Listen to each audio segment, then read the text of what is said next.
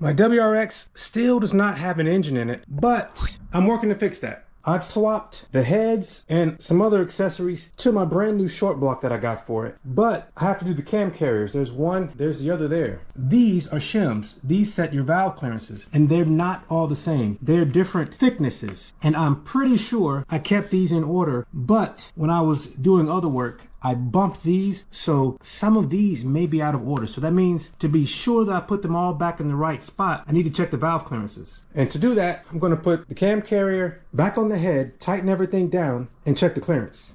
A lot of this is oil from when I installed the head. Even though I'm not going to apply the RTV, I am going to clean it before I mount it and take measurements. Wow, a lot of this is not RTV. It is sludgy oil. So now the top side of the head surface is clean. I'm going to move on to the cam carrier. Same game over here. Look how much RTV there is to get rid of. That's a lot. It's an awful lot. But I'm going to get it all off right now. So, one podcast later, this is clean. Took some scraping, some RTV, some brushing, some rubbing, but it's clean. So I'm going to put in the rocker pivots, which I kept in order. Don't know how much it matters. And now the valve shims, which I think are still in the right order. And now the rockers. And now I am going to position this. Let me line this up. So all of the cam lobes are positioned away from the rockers. So I should be able to measure the clearance between the lobe and the rocker once I tighten everything down. Before I torque everything down, these threads are a bit caked with RTV. I am going to run them through a thread chaser and hit them with a wire brush so that they're clean. A bit of a wire brush, a bit of a thread chaser, and a bit of brake cleaner. Got them pretty clean. Clean enough that I will trust the torques.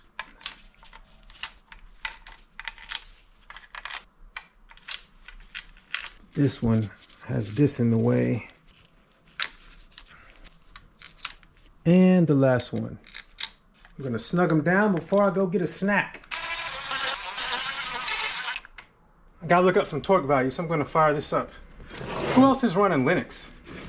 So I'm going to torque down the cam carrier, and it too has a funky sequence. First, I'm going to tighten these to 14 foot-pounds in the order prescribed in the manual.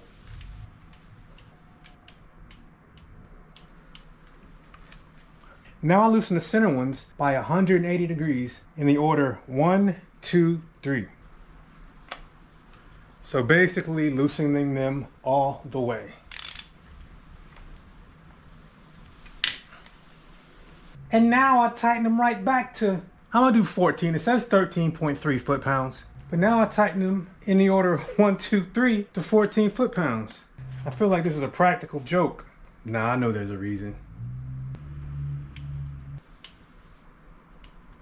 Now I gotta loosen this side 180 degrees. Again, it's basically taking them all the way out in the order 1, 2, 3.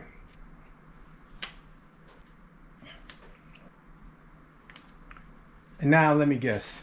Yep, tighten them right back, starting in the center.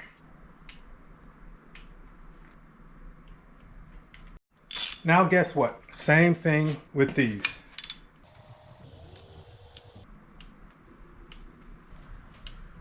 Now I can check the valve clearances.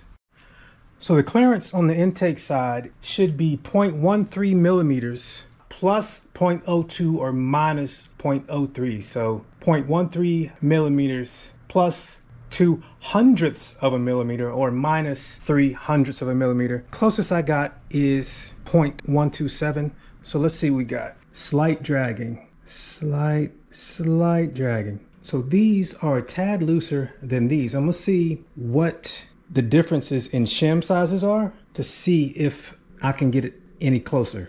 And this is where things got scary. To make a saga a sitcom, I convinced myself that the valve clearances on this side were close enough.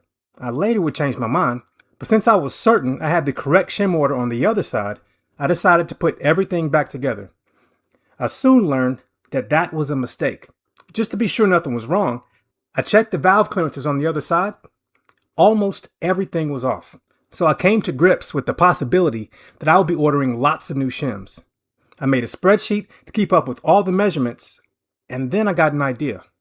What if someone had this engine apart and didn't know or care where the shims went when they put it back together? Maybe they are just in the wrong locations. To test this idea, I ordered the shims I had from thickest to thinnest. I then noted which cams had the largest gap. This allowed me to match the thickest shims with the most out-of-spec valve locations. I tested them again, and only 4 of the 16 were out of spec. So I repeated the process by swapping those shims around, and the measurements got a lot better. But there were 2 locations that could still be out of spec by more than 0.01 millimeters. As I didn't have a feeler gauge that could get me any closer, I then thought about it and realized I could layer 2 gauges to get much closer to the upper end of the spec.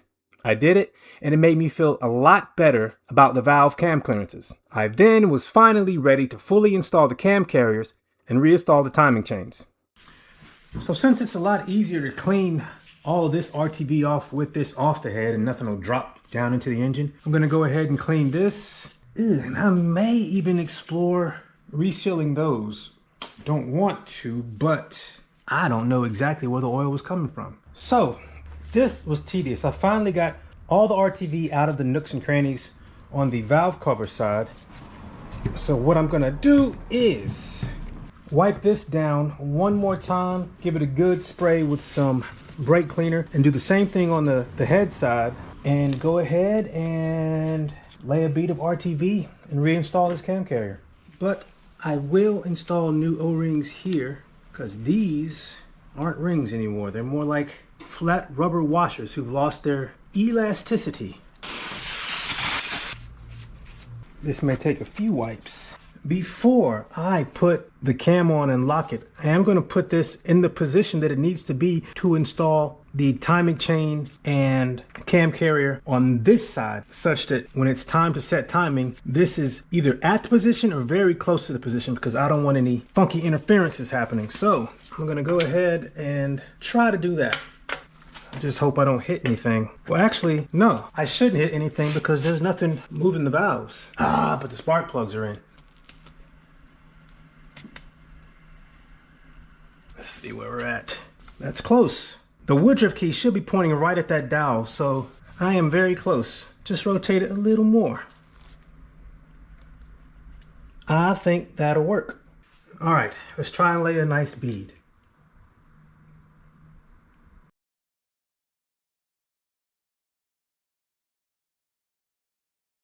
All right, let's see where I neck down. Still a better bead than I would have laid with a tube alone. And I really only have a few places where it necked down. All right, so I think that'll work. All right, here we go.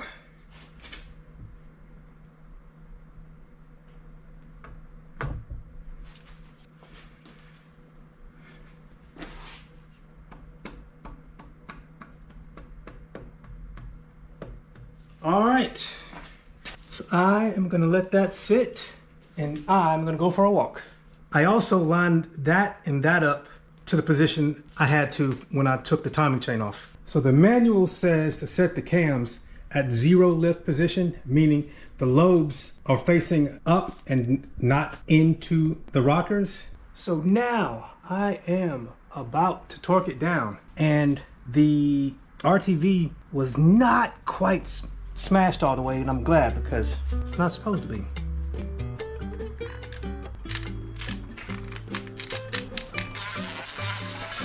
Torque time.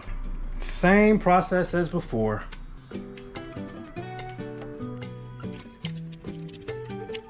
Loosen. Tighten. And I will just take off these little bits of RTV that were squeezed out.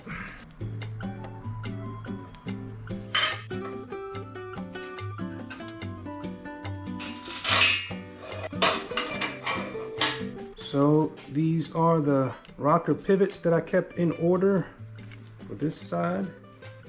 The valve stem shims. Now the rockers. All right, let's see if I do better on this bead.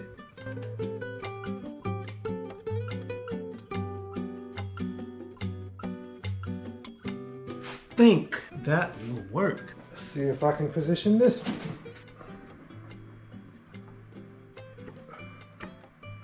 Get all the cams out of the way. Those are, and these aren't. Okay, now they are. All right, that's better. All right, I'm just gonna leave it like that, and I'll be back in an hour. The process on this side is identical to the process on the other side. I'm just gonna go ahead and knock it out.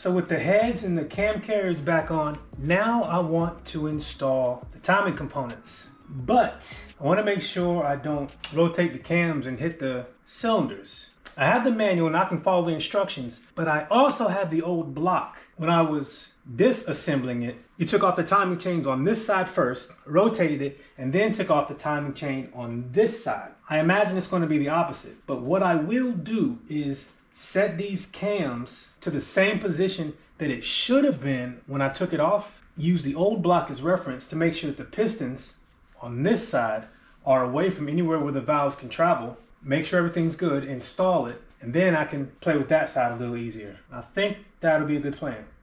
So according to the manual, I need to rotate this such that the woodruff key is pointing straight down.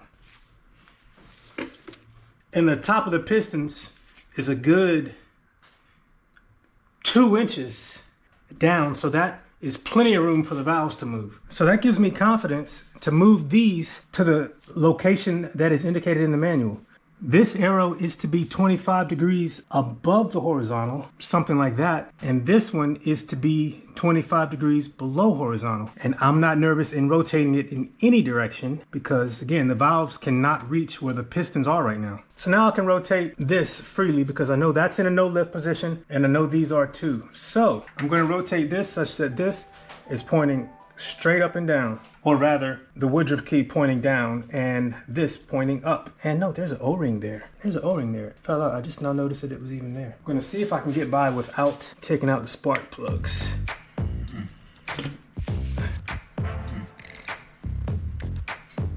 Maybe that'll be easier.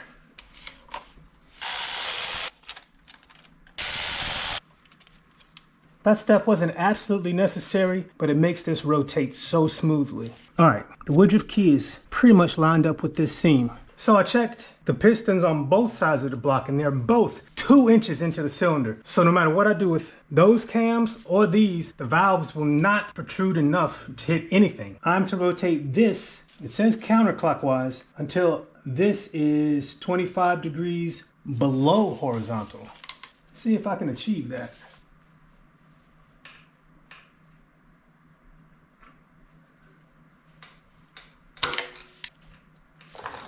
I think that's it.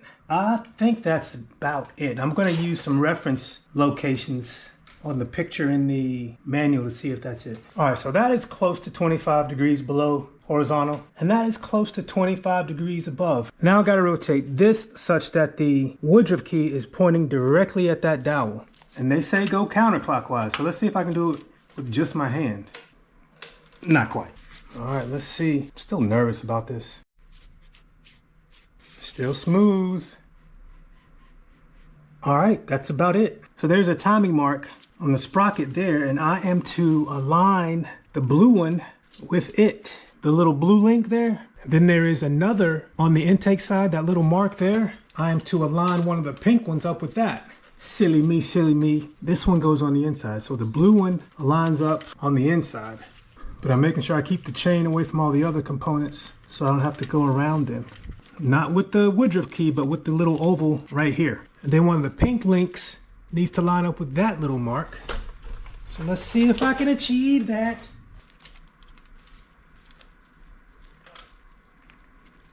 Yes. And then another pink one should line up with the one below it. Why is it not reaching? How does that even happen? Maybe I'll do the big ones first, then come back with the blue. There's one pink. Let's see, will the blue line up? Oh, get over it. Think I got it. Think I got it blue. But this pink is not aligned. So let's see if I can fix that. I need to rotate one more this way. So let's see. Will that make you line up? Yes. All right, so let's double check that. So that blue link is lined up with that mark. That pink link is lined up with that mark. That pink link is also lined up. So now I can install this timing chain guide. That one. Ah, it's easier than I thought. You just gotta think about it a little bit. What, is it on? All right, are all the timing spots still on? Looks like it. And now I can put on this upper one.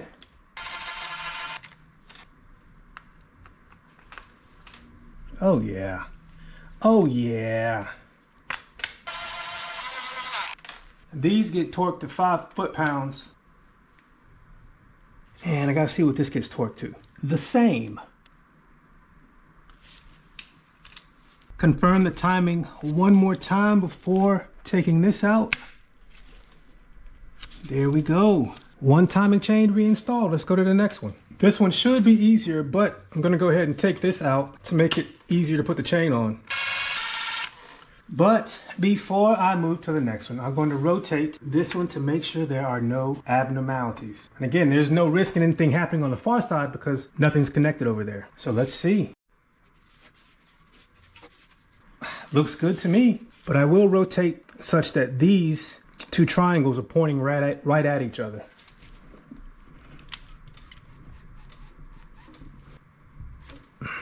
I think that's right at each other. I just noticed something. This is supposed to have a little guide with it. It's not there, and it wasn't there when I took it apart. You see that guide there that is held in by this? This side doesn't have it. I wouldn't have been tipped off if it weren't for this picture in the manual. So I'm gonna see if I can locate one of those before I continue. But now that I look at it, it looked like even if it were installed, it wouldn't get in the way of the chain. So I'm gonna finish installing the chain and then see if I can locate one. Thankfully, they have one in stock at my local Subaru dealer. So let's see if I can go ahead and install this. So the blue lines up on the sprocket, same process as before. This is a lot easier than dealing with timing belts, my goodness.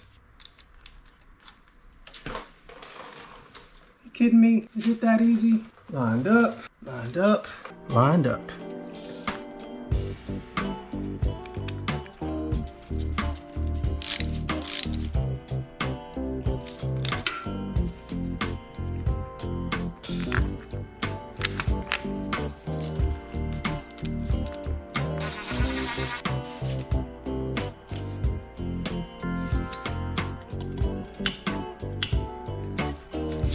Double check the timing, and then I'm off to the dealership. Rotate it at least one revolution to see if everything is good. So I'm gonna rotate it all the way back around until the intakes and exhaust little arrows point at each other again. And I think this head was replaced. This whole side looks less tarnished than this side.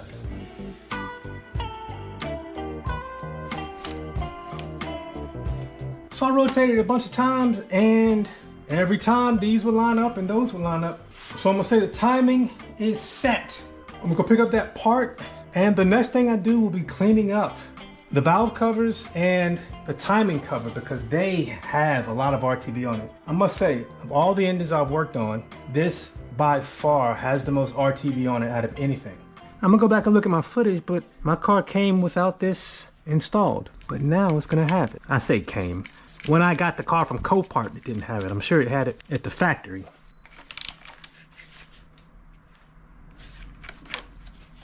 Now we're good to go. Something else I picked up brand new from Subaru was this PVC pipe, because the old one is cracked. This is exactly the sort of thing that I would forget to put on, so I'm gonna make sure I do it now. I was hoping to make it a bit farther today, but I still have a bunch of cleaning to do. Cleaning RTV is what's taking the longest time on this, not actually bolting things back together. But anyway, I'll catch you on the next one.